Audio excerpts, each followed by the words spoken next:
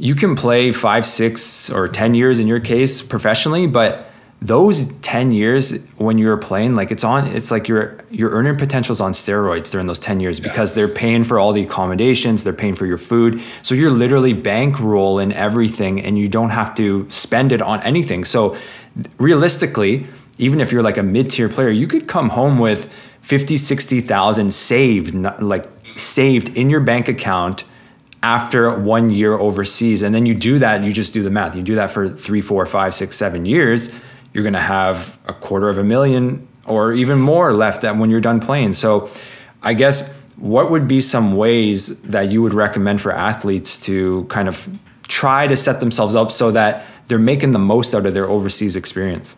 Yeah, 100%. So the first thing, yes, you need to understand that, and I'm not a financial advisor, but I've worked with enough to know that, if you can take that money that you're making and make it earn without you touching it, without you doing anything, if you could just sacrifice those ridiculous purchases that you want to make and just let that money earn and start investing it into the things where it's going to give you money back, where you're not all of a sudden you're just like, oh, I made $100,000 this year and I didn't do anything. I didn't touch anything. It's just my money is making money on this investment and this investment. Those are the wise things. And, understanding that first and foremost as a player to make your money earn for you. The next thing is just we talk all the time with what I'm doing with Focus is your identity is really the hardest thing, because if you can take that money and you can have it earned, that's great. But like, you as a human being are going to go through a transition that you've never experienced before in terms of like who you are. You have no idea who you are. That's what I really struggled with, is like, okay, I'm Kevin Owens, the basketball player. And then all of a sudden now I'm Kevin Owens, what am I? Like Kevin Owens, the what? Like, what are you going to be next? And everyone goes into what they know, which is, training and coaching and things like that. But understanding your identity early to figure out, like you always talk about, what are your side hustles? Like, what are you going to do? So figuring out early what it is that's going to make you tick outside of this game. Like, what is it that's going to make you successful outside of this game?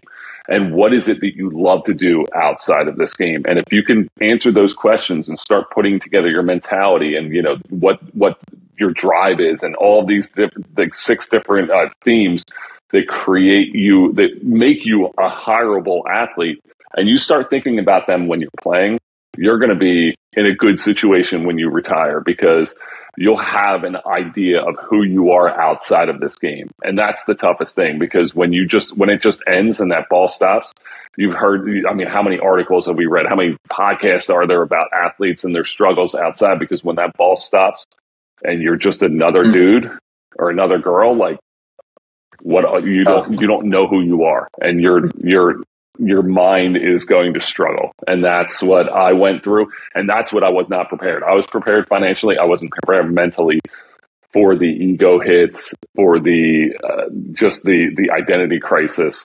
Those were things that were real. And I think a lot of athletes go through that. And that's what we try to do while athletes are still playing, to prepare them for those different stages.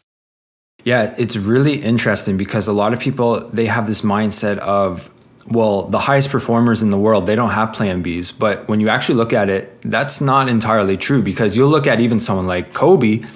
He was even getting into, I think it was like children animations during the latter part of his career, because he understood that, the ball's not going to bounce forever, and he was nearing closer and closer to retirement. Look at LeBron. You look at all of these different guys, even though they're the highest in the profession, they still have side hustles. LeBron still does brand sponsorships. He still has his shoe line. He still does all these different things. So it seems to me, it doesn't make sense that even at the lower level, you're not making the money of a LeBron. You're not making the money of a Kobe. So it would make even more sense to me that you need this side hustle. You need something outside of basketball to kind of help you along the way. That's how I view it, at least. 100%. And that's figuring out that side hustle is the biggest part, because we're not LeBron, we're not Kobe. So we don't have someone with a wealth. You have these guys, will get linked up with, these top level athletes, like these huge venture capitalists, these huge successful businessmen and businesswomen who have all this experience and all these connections. So they're just kind of walk in and be like, hey, LeBron, here's what you can do. This will be this. And it's like, it's handled. It's not like LeBron's walking out and being like, let's see what I should, like walking into Warner Brothers and being like, hey, I have an idea. It's like all his people are working for him. Overseas, we don't have that. Like, we don't have the opportunity to have a business person just come up and be like, hey, I think I can double your earning and impact, or like double your earning potential. It's just not there because there's just no one's approaching us because they don't look at our value as the value of a John Morant or a LeBron James or, these guys who are making millions because they're a face. When we don't have a face, you have to figure it out outside of the box, and you can't just rely on someone walking up to you and being like, show me why you provide value and I'll give you $1 million. Like, it's taken a long time, it takes a long time to show that you are still valuable, that you can provide value to people who have a lot of money when you don't have a name. And that's the toughest part. And that's what you have to figure out early in your career, to figure out those side hustles so that you can be successful. And someone is willing to walk up to you and be like, hey, I'll give you a ton of money because you provide value to me.